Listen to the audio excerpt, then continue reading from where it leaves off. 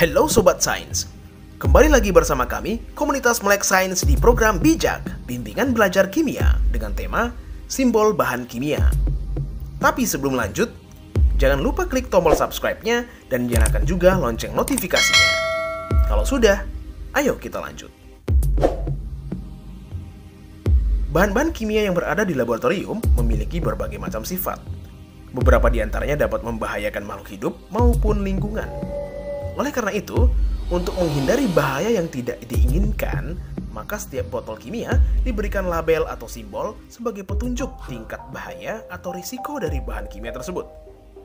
Berikut ini simbol atau label yang terdapat pada botol bahan kimia. Eksplosif. Bahan kimia yang memiliki simbol eksplosif berarti bahan tersebut masuk ke dalam kategori bahan kimia yang mudah meledak. Bahan tersebut dapat meledak disebabkan beberapa faktor, diantaranya terkena percikan api, terjatuh, terkena pukulan atau benturan, bereaksi dengan bahan lain, terkena cahaya matahari, kondisi penyimpanan, dan lain-lain. Bahan-bahan kimia yang termasuk ke dalam kelompok ini seperti trinitrotoluena atau TNT, amonium nitrat, nitrogliserin, dan lain sebagainya. Sehingga dalam penggunaan bahan ini harus disertai dengan pengetahuan mengenai cara memperlakukan bahan-bahan tersebut dan harus ekstra hati-hati. Selain pengetahuan, pengalaman merupakan faktor yang sangat penting untuk menggunakan bahan-bahan ini. Kedua, oxidizing. Oxidizing memiliki arti mudah teroksidasi, yaitu bahan kimia yang dapat terbakar melalui peristiwa oksidasi. Kebakaran dapat terjadi disebabkan oleh adanya percikan api ke bahan tersebut, udara yang panas, dan kontak dengan bahan reduktor. Adapun bahan kimia yang bersifat oxidizing antara lain hidrogen peroksida, kalium perklorat, dan masih banyak lagi. Untuk mencegah timbulnya bahaya ini, maka bahan kimia jenis ini harus disimpan dalam wadah tertutup dan hindarkan dari suhu yang tinggi. Yang ketiga, flammable. Jenis bahan kimia berikutnya yaitu bahan yang flammable atau mudah terbakar. Flammable memiliki dua kategori, yaitu highly flammable dan extremely flammable. Jenis bahan ini mudah terbakar karena bahan kimia ini memiliki titik nyala yang rendah.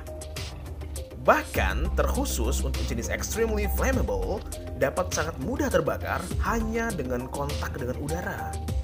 Contoh bahan ini yaitu butana, propana, aseton, benzena, dietil eter, dan lain-lain.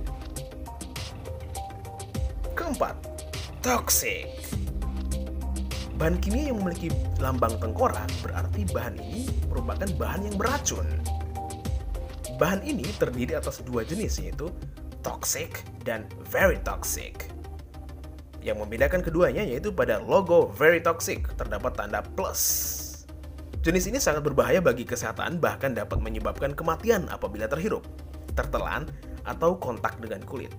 Contoh bahan kimia jenis ini yaitu metanol, kalium sianida, hidrogen sulfida, dan arsen triklorida. Dengan demikian, apabila menemukan bahan kimia jenis ini, jangan sekali-kali ditelan, dihirup, serta hindarilah kontak langsung dengan kulit. Kelima, harmful irritant. Sama seperti bahan kimia sebelumnya, jenis ini juga memiliki dua jenis, yaitu dengan simbol Xi dan Xn. Bahan-bahan ini dapat menyebabkan iritasi pada kulit, luka bakar, dan gatal-gatal apabila kontak dengan kulit. Contoh dari bahan-bahan ini yaitu etilen glikol, diklorometan, natrium hidroksida, piridin, dan lain-lain. Yang berikutnya adalah korosif. Korosif memiliki arti bahwa bahan ini bersifat korosif, yaitu dapat merusak jaringan pada makhluk hidup. Efeknya seperti luka bakar, kulit mengelupas, memar, dan iritasi. Bahan-bahan jenis ini ada yang memiliki pH yang sangat rendah dan ada pula yang sangat tinggi. Adapun bahan kimia jenis ini yaitu asam klorida, asam sulfat, belerang dioksida, NaOH atau natrium hidroksida, dan lain-lain. Sebisa mungkin, hindarilah kontak langsung dengan kulit apabila bekerja dengan bahan jenis ini. Kategori yang terakhir adalah dangerous for environmental. Kategori ini memiliki arti yaitu berbahaya bagi lingkungan, sehingga Bahan ini sangat dilarang untuk dibuang sembarangan, baik itu di tanah, udara, air, dan lain-lain. Karena bahan jenis ini dapat merusak ekosistem. Contoh bahan kimia jenis ini yaitu tetraklorometan, petroleum ether, dan masih banyak lagi.